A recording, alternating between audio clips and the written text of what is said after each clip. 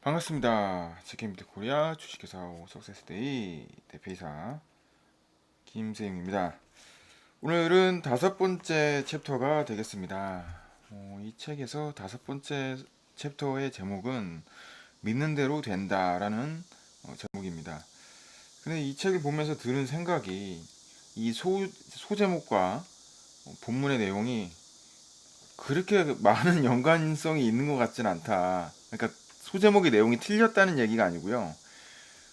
좀 본문의 내용과 좀 어, 이걸 전체적으로 대표할 수 있는 내용들을 좀 소제목으로 잡았으면 좋겠다는 생각이 들긴 하는데, 물론 뭐 믿는 대로 된다라는 이 내용이 전혀 없는 건 아닙니다. 근데 가끔씩 이게 이 제목과 좀 상관이 있는가라는 내용도 좀 보이긴 하고요. 왜냐하면 그렇다고 뭐 내용이 잘못됐다거나 뭐 내용이 뭐 좋지 않다거나 그런 내용들이 아니고요.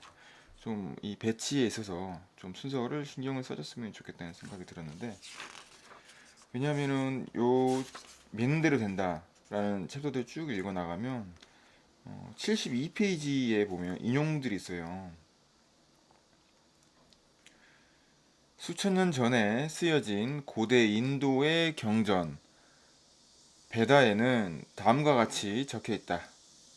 너희 중 두 사람이라도 정신력을 합치게 되면 세상을 정복할 수도 있을 것이다. 그리고 여기 한 가지 더 있습니다. 또한 예수께서는 이렇게 말씀하셨다. 진실로 다시 너희에게 이르노니 너희 중에 두 사람이 땅에서 합심하여 무엇이든지 구하면 하늘에 계신 내 아버지께서 저희를 위하여 이루게 하시리라. 두세 사람이 내 이름으로 모인 곳에는 나도 그들 중에 있느니라. 마태복음 18장에서 18장 19절에서 20절까지의 문장을, 이건 성경입니다. 성경의 문장을 인용을 해서 쓰여져 있죠. 이 내용은 마스터마인드 그룹이거든요. 저희 마스터마인드 그룹을 할 때 처음에 그 기도를 하는 내용도 있잖아요. 처음에 이제 기도를 하는 내용도 있고, 왜 기도를 하냐면 이게 여러 가지 의미가 있지만 바로 이 내용 때문에 그런 겁니다. 이 마스터마인드 그룹이 단지 그냥 모여서 의견을 나누는 거라고만 이렇게 생각을 하는데, 이 마스터마인드 그룹에서 정말 그 잠재력과 그러니까 포텐셜이라고 하잖아요. 뭐 포텐 터진다고 하잖아요. 잠재력과 정말 이 내면에 있는 힘부터 해가지고 외면에 있는 힘까지 이 모든 것들을 다 끌어내서 정말 최고의 결과를 끌어내고 만들어낼 수 있는 그 마스터마인드 그룹 회합을 위해서 기도를 하는 겁니다. 그래서 그 기도를 하는 이유가 바로 여기죠. 두세 사람이 모인 곳에서는 약간 종교적인 내용이 있는데 받아들일 수도 있는데 하나님이 함께한다라는 그런 내용이고, 방금 인용했던 고대 인도의 경전 베다에서는 너희 중 두 사람이 정신력을 합치게 되면 세상을 정복할 수도 있을 것이다 라고 얘기를 하고 있죠. 그래서 실질적으로 마스터마인드 그룹은 하나의 공통된 목표를 갖고 그 목표에 대해서 서로 얘기를 하는 거죠. 어떻게 하면 그것을 달성할 수 있을까? 그래서 이제 번갈아 가면서 한 가지의 공통된 주제가 정해집니다. 그래서 그 공통된 주제에 대해서 서로 얘기를 해 나가는 거죠. 해결점이라든가 정보, 조언 이런 것들을 이제 해 나가는 거죠.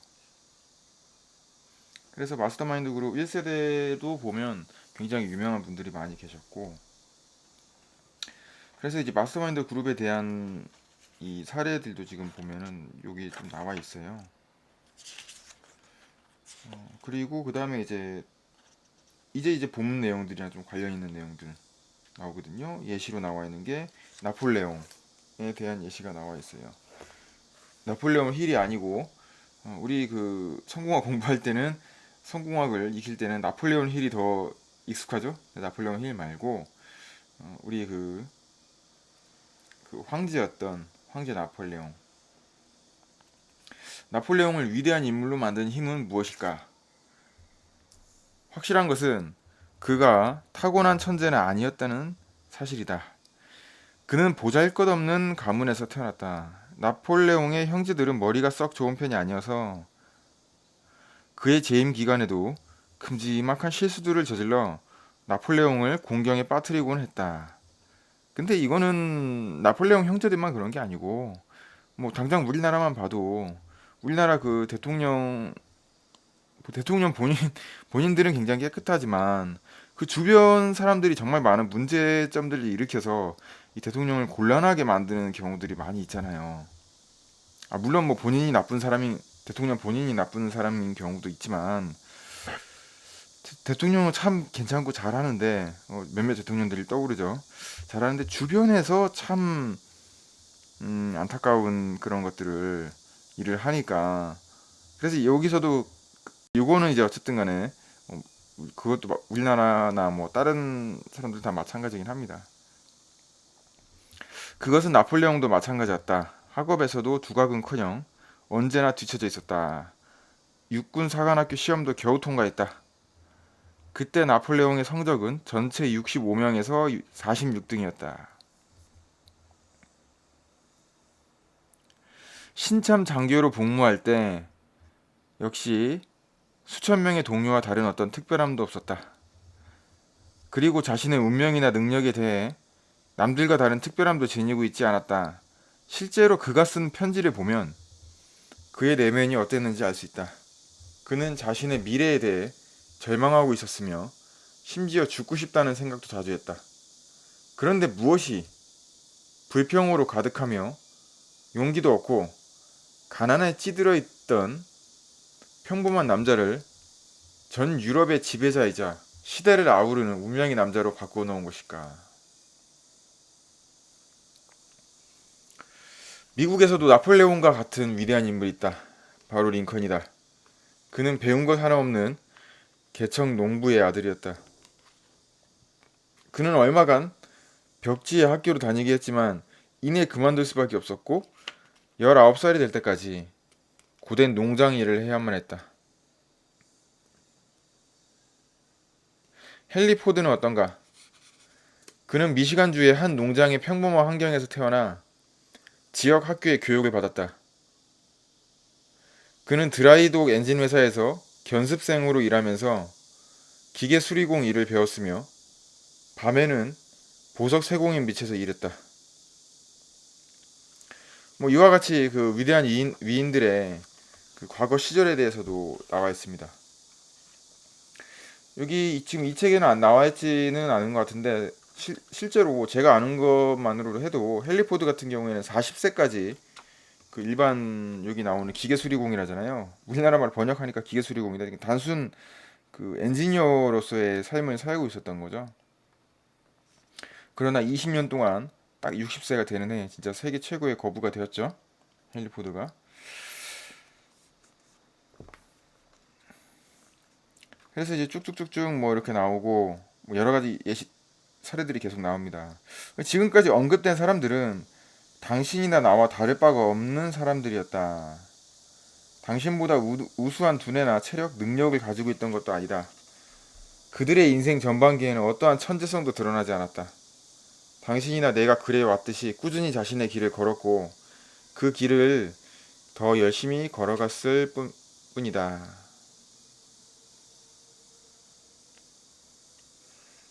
그리고 어느 날 갑자기 그들이 사회적으로 높은 지위와 능력을 가지고 두각을 드러내기 시작했을 때 누구보다도 놀란 사람들은 바로 자기 자신을 최고라고 자부해왔던 본인들이었다. 그들과 우리는 무엇이 다른 걸까? 무엇이 그들의 삶을 바꿔놓은 것일까?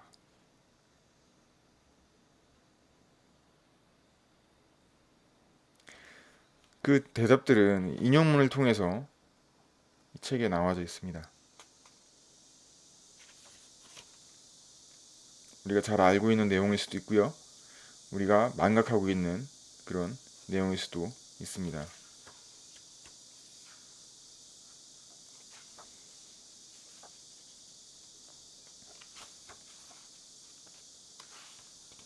무엇이 그렇게 만들었을까? 뭐 책을 갖고 계신 분들은 읽어보시면 뭐 금방 뒤에 나와 있으니까 알 수가 있는데 한번 곰곰이 생각을 해보면서 그 해답을 스스로 찾는 그런 과정들을 통해서 더 성장하고 발전하고 그 다음에 더 동기부여가 되고요. 그리고 자기가 알아낸 것들을 더 잘 실천을 할 수가 있게 되죠. 우리 그 맨날 주입식 교육의 폐해라고 하잖아요. 주입식 교육의 폐해는 생각할 시간이 없죠. 문제가 주어지고 그 문제에 대한 답도 바로바로 주어집니다. 그리고 시험을 보죠. 그리고 시험을 볼 때 문제를 보고 그 문제에 대한 답을 그 즉시 도출해내야 됩니다. 생각할 시간 따위는 없습니다. 알고 있는 것 그것만 바로 나와버리면 되는 거죠. 제가 그 여러 가지 트레이닝도 받고 지금 또 그 재밌는 마인드 트레이닝, 마인드 파워 트레이닝 그 존키호 과정도 들어보면서 정말 재밌는 게 일주일 동안 그 해답을 찾아보는 과정을 갔습니다. 한 주일 동안, 일주일 동안. 그래서 다음 주에 또 여러 가지 과제들이 나오고 또 다음 주에 또 그 과제들을 찾아보고 그런 과정들을 거치죠. 단순히 주입식으로 받았던 거는 아무런 감흥이나 생각이나 깨달음이 없죠. 그대로 흘러가 버립니다. 공부처럼 느껴지죠. 근데 깨달음이 있는 그런 답들은 정말 오래 가고 실제로 실천을 할 수가 있는 거죠.